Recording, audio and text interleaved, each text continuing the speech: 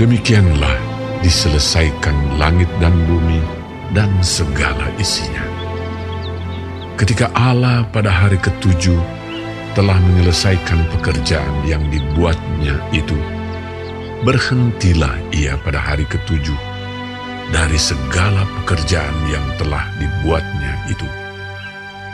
Lalu Allah memberkati hari ketujuh itu dan menguduskannya, karena pada hari itulah ia berhenti dari segala pekerjaan penciptaan yang telah dibuatnya itu.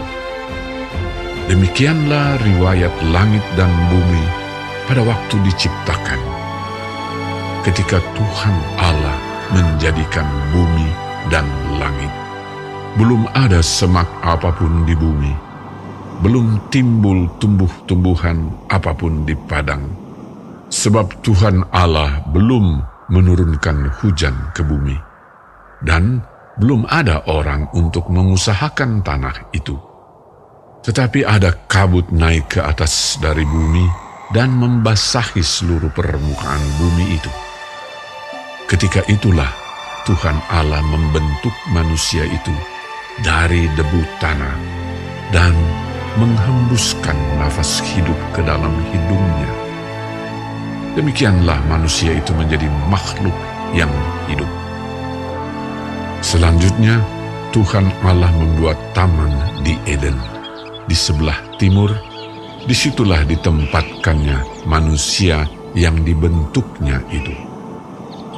Lalu Tuhan Allah menumbuhkan berbagai-bagai pohon dari bumi, yang menarik dan yang baik untuk dimakan buahnya. Dan pohon kehidupan di tengah-tengah taman itu, serta pohon pengetahuan tentang yang baik dan yang jahat. Ada suatu sungai mengalir dari Eden untuk membasahi taman itu. Dan dari situ, sungai itu terbagi menjadi 4 cabang. Yang pertama, namanya Pison, yakni yang mengalir mengelilingi seluruh tanah Hawila, tempat emas ada. Dan emas dari negeri itu baik. Di sana ada damar bedola dan batu krisopras. Nama sungai yang kedua ialah Gihon, yakni yang mengalir mengelilingi seluruh tanah Kush. Nama sungai yang ketiga ialah Tigris, yakni yang mengalir di sebelah timur Asyur. Dan sungai yang keempat ialah Efrat. Tuhan Allah mengambil manusia itu dan menempatkannya dalam Taman Eden untuk mengusahakan dan memelihara taman itu. Lalu Tuhan Allah memberi perintah ini kepada manusia.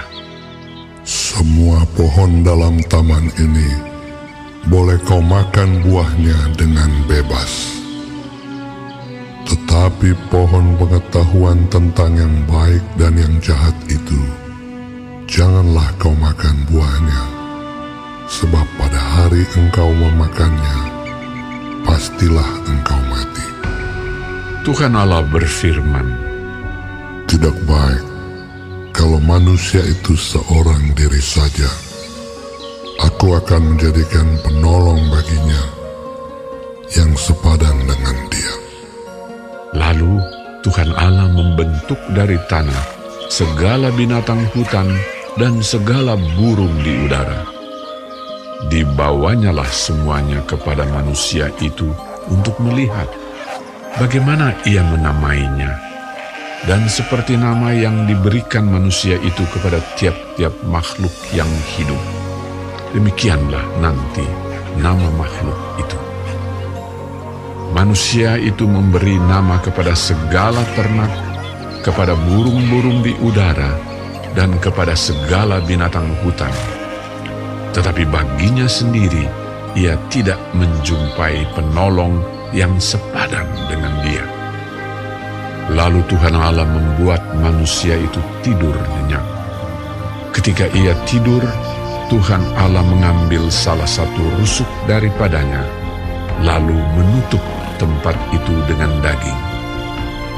Dan dari rusuk yang diambil Tuhan Allah dari manusia itu, dibangunnyalah seorang perempuan. Lalu dibawanya kepada manusia itu. Lalu berkatalah manusia itu, Inilah dia, tulang dari tulangku, dan daging dari dagingku. Ia akan dinamai perempuan, sebab ia diambil dari laki-laki.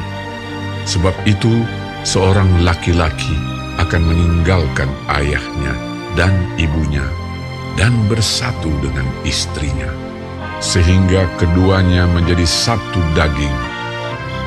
Mereka keduanya telanjang, manusia dan istrinya itu, tetapi mereka tidak merasa malu.